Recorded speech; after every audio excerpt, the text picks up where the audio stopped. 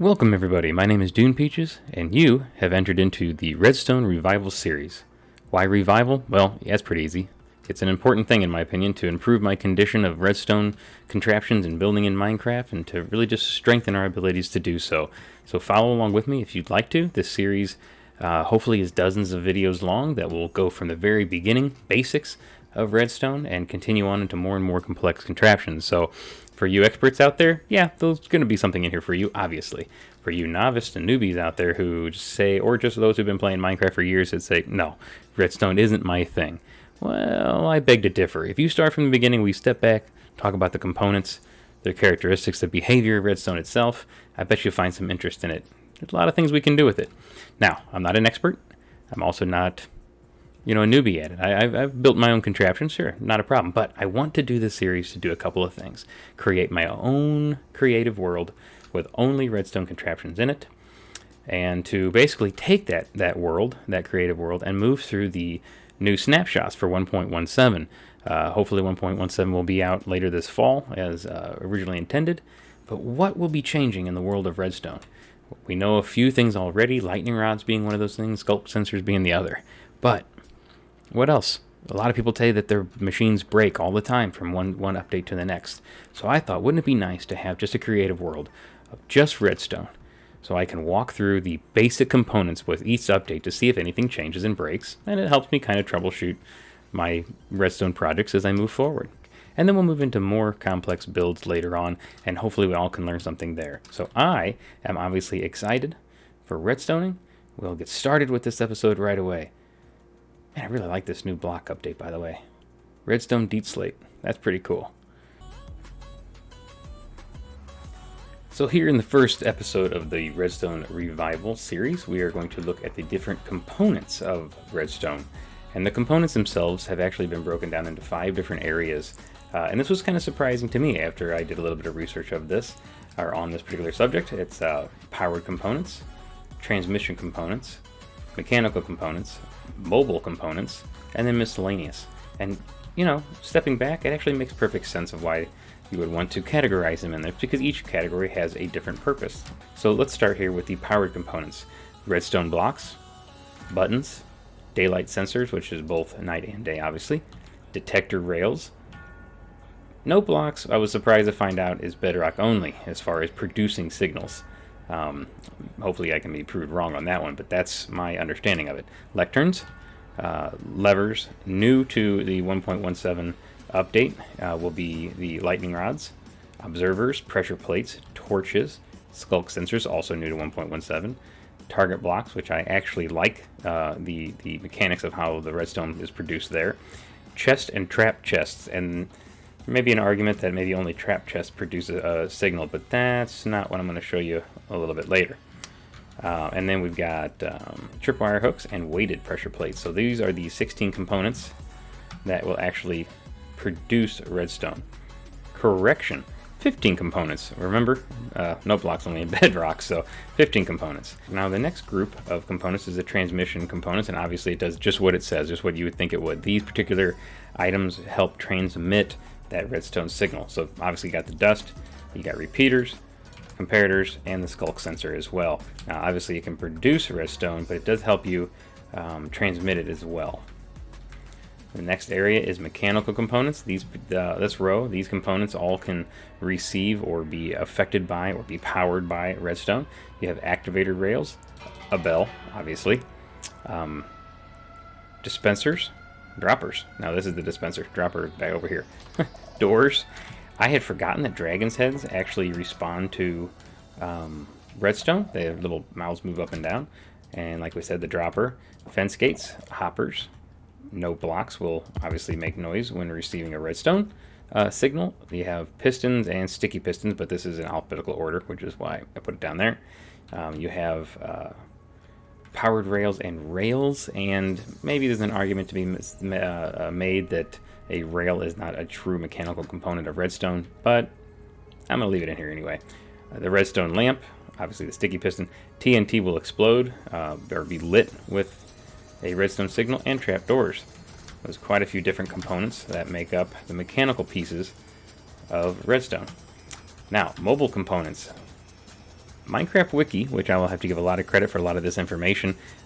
You may know some of this already by just playing the game, but reading Minecraft Wiki is actually a great resource, and they have actually categorized a boat as a Minecraft Redstone mobile component. I'm thinking, well, okay, whatever. But moving on. It's not affected by redstone, and if it is, well, I'll learn it in this series. That's what'll end up happening. The minecart with the chest in it, furnace in it, hopper in it, and TNT, all part of the mobile components of redstone. So let's move on to the miscellaneous components. These particular blocks are typical building blocks, most of them at least are, but you have to keep in mind that each one of these blocks affects redstone a little differently. A solid block or opaque block will have a different effect on redstone than a transparent block, a slab, or even glowstone. So keep that in mind when we're building contraptions and learning how signals are actually sent and powered, that these will act differently than opaque blocks. The reason I have the fence post and the wall here is because these particular blocks, as you can see, are updated whenever there's a block put next to them. That is not what I wanted, but that's kind of cool. Maybe I'll leave that there. There. Anyway, and so with the redstone torches and with observers, that can actually pick up that change of state and affect signals. We have the slime blocks and the honey blocks as well, and how they are affected by redstone is a little bit different. We can see that the slime block is being powered by the torch, which powers the light, allowing that signal to go through. Honey does not do that. And this is why I wanted this set up, because again, as we move into 1.17 or even future versions of Minecraft, I can come right back to this spot and say, oh wow, okay, now Minecraft allowed honey to actually light up a block, or no, it hasn't changed at all. So those are the Minecraft components, redstone components, and just a quick review of them. And moving forward, we'll see how those particular powered components work and what are some of the characteristics of those. So let's move right into the next piece of this video, which is the description of the characteristics of some of these powered components. Well, pretty much all of them. We'll get to all of them. The first one being the redstone block. We said earlier that it's always on, and we can show that here, and does give a signal strength of 15. 15 being the furthest that redstone can carry a signal, in this case to the redstone lamp. I've also got set up here a piston because we wanted to see whether or not it can be moved, and it obviously can. You can see that we can turn the signal off or restart it.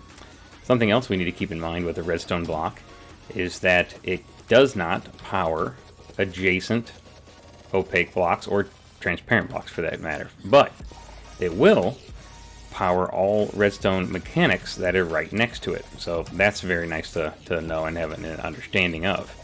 So that's wonderful. That's the redstone block. Next is the redstone button, and a button really just issues a pulse, right? On, off, on, off. It can be wooden or stone, and it will also generate a strength of 15, as you can see. That's why I have these set up in 15, because we want to see whether or not these particular components will give the full 15 strength or something less. Basically, you're activating the button by right-clicking on it, and it stays on for 10 ticks, 10 Minecraft ticks, and 10 ticks is 1 second. That's something we'll have to keep in mind as we go forward with all these builds.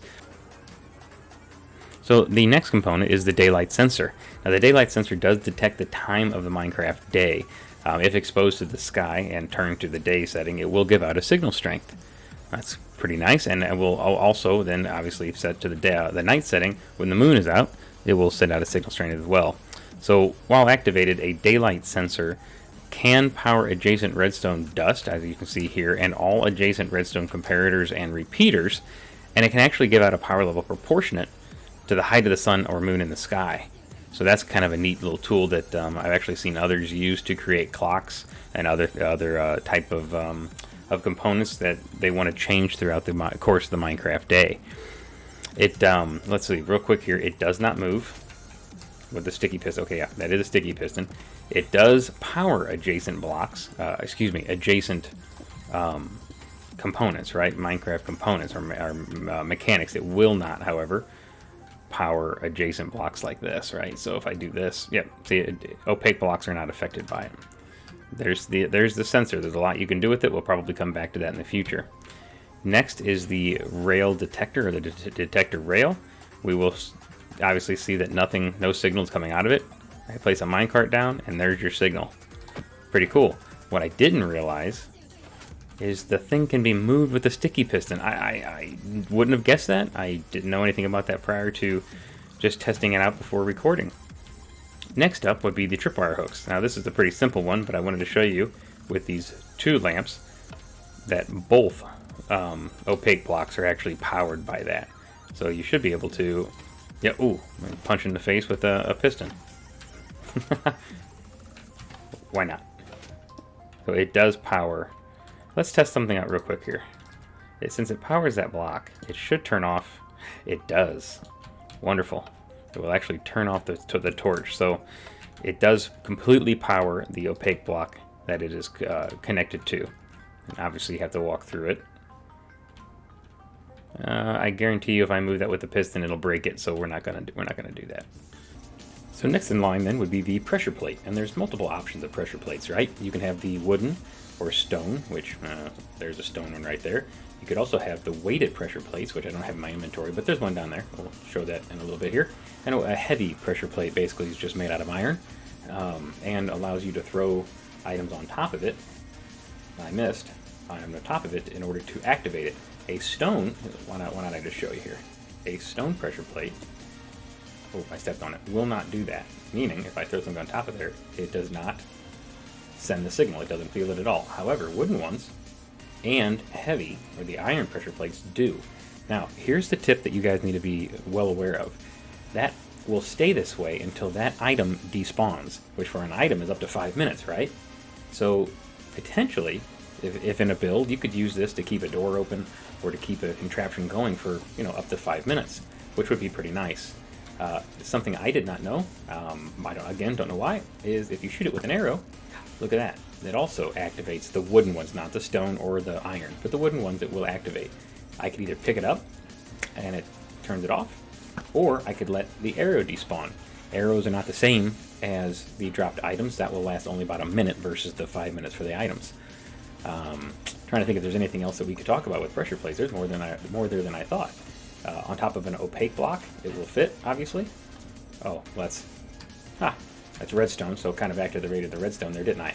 But it will sit on top of an opaque block. You can put it on top of glass, upside down stairs, a slab that's at the top level. There's lots of different things you can do it, and obviously if you break it, it goes away. Well, or back into my inventory. So those are pressure plates, and they will give a full 15. If I step on it, there we go. They will give a full 15 pieces of redstone for the full signal strength. Mobs, by the way, and other entities can walk on these, so be careful when you're using them for entering your home. You're not the only one that can enter that door. A lever is the next one, or lever, depending on how you guys want to actually talk about it. And it's pretty standard, right? On and off. That's it. It gives the 15 as well. It can go on the sides of different... I don't think I have any in my inventory. I do. It can go on the side of opaque blocks like this, and actually if I do that now, it powers that entire thing, so that it does power the block. I put them here, obviously, right? And I put them on the back side on purpose, because if I was to put them on the side, it pops off. There's an update to the side of that block, but not to the back. Well, there still may be an update to the block, but it doesn't kick it off the back. So keep that in mind. Levers are very useful, and probably one of the most common redstone switches, basically, that are out there. So next is the observer, and this is a very, very well-used block, or overly used block maybe. It's so useful for so many different things, and what it does is it does detect a change in the space above it, an update in the change up above it, in front of it. And the redstone comes out the little red dot in the back. So you'll see a pulse every single time that the space in front of it changes. Now that pulse is actually 2 redstone ticks. If you remember earlier, a second in real life is 10 redstone ticks. So it's a fairly quick tick and is meant to be that way. However, let's do this. Let's take a sticky piston and face it there, and we will grab it. And it's my understanding that when moved with a piston, it's actually a 1 redstone tick. The observer also can turn on for 1 game tick after it's moved by a piston. So apparently that is a slightly less tick than that. Keep that in mind when you're using observers to make, say, 3x3 piston doors or something where you need a little bit more lag or a couple more game ticks between signals being sent. If you move it with the piston, it's a quicker tick than if you move it, or than if you just update the block in front. There's your observer, and it can face pretty much any direction that you can place it, by the way. So there you go. So moving on to the target block, it emits redstone when hit with the projectile. Now I went ahead and looked at what projectiles, because there's so many different things you can throw. Obviously there's the bow and arrow, which you could see it light up, and by the way, the closer to the bullseye you get, the further down the 15 redstone dust it goes. So far away, just one block, right in the middle, all 15. That was a good shot, I like that.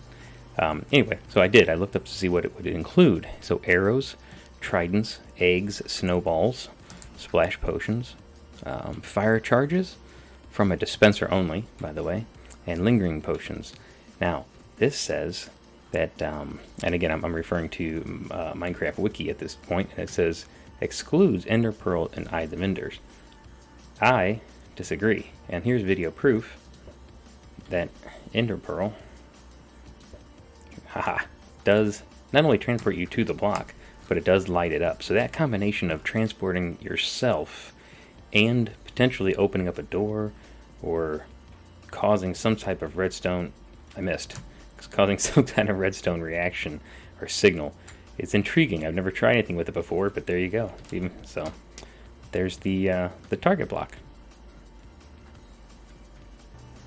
So the Lectern is another one of those redstone signal emitting components that's very interesting and can be varying as well. We all know what a Lectern is, right? It's just a pulpit basically with a book on top. Well, it's called a Lectern, that's the whole point, but it holds a book. Now, I purposely set up a comparator to pull the redstone signal out, and I put 15 different, or the length of 15 redstone dust and a lamp.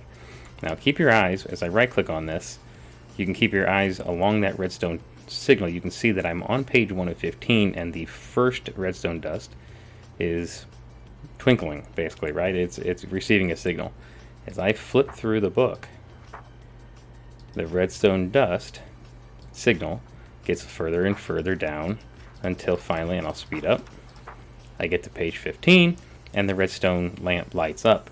Obviously, I have a number 1 on page 15 just so there's something there, otherwise it won't hold the page number. So use your imagination. Writing different things, directions, instructions, whatever, on all these different pages, and as they flip and read, I don't know, maybe set a trap where as they read all the way through it, if the redstone finally activates the trap they're standing on. I just came up with that. I like that. That's going to be in a video sometime coming up. So anyway, that's the Lectern. Well, everybody, I think honestly that's where I'm going to leave it for today. We didn't get all the way through the powered components, but there's a reason for that, right? We want to spend enough time on each one of these. We have a fairly good basic understanding of how they produce redstone and possibly how we could use them. And on the next video, I'll spend some time on chests, hoppers, shulker boxes, and the like, basically, and trapped chests as well. And actually, let's do this. Let's run down here, because there's a few things in the components that we had forgotten, or wasn't listed, put it that way. And yes, we'll get into skull sensors as well. I'm going to add to the power sources the composter, you'll find out why in the future, the shulker box, obviously, and the hopper. I know it's over here. It's in the mechanical piece as well. But, yes, we can actually pull redstone signal out of that. So I apologize for not putting those 3 in the original components explanation, but they're in there now, and I think that's going to be part 2 of the power components area, and the torch will be there as well. Nothing truly special about the torch, but right there we got something going on that I'd like to explain. So once again, everybody, I really appreciate you spending the time with me to do the Redstone Revival Series. We're going to go through this as most detail as we can. We'll get to some very interesting circuits as well coming up shortly, and possibly how to use those circuits. Doors, so many topics when it comes to redstone, so many different machines and farms that we could do. If you have any ideas, if you have any suggestions of what you want to see, please let me know. And well, you know what, doors are not very difficult, but piston doors, that's what I meant by that, and all different sizes too. One by ones, you know, you can make a piston door just by 1 block. Those are kind of fun. Anyway, guys, thank you again. Thank you for joining me right here for the Redstone Revival. We will see you in episode 2. Thanks, guys. Bye.